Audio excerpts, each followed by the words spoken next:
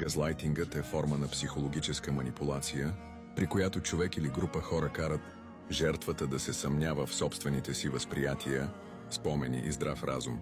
Целта е да се подкопае самочувствието и увереността на човека, за да стане по-лесно контролиран и зависим от манипулатора.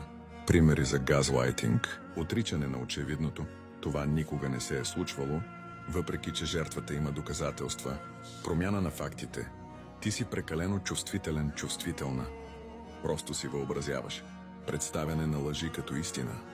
Манипулаторът може да изкривява реалността, за да внуши, че жертвата греши.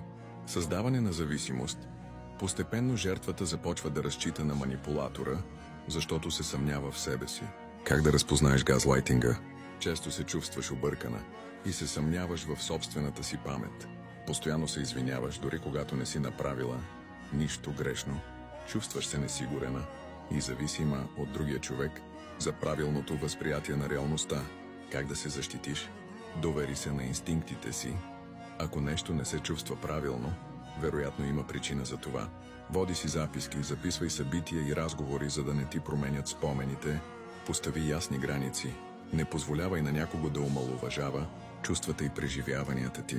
Потърси подкрепа, сподели с приятели, семейство или специалист, ако се чувстваш манипулирана. Ако мислиш, че някой те подлага на газлайтинг, важно е да осъзнаеш, че не си сама и имаш право да защитаваш своята реалност.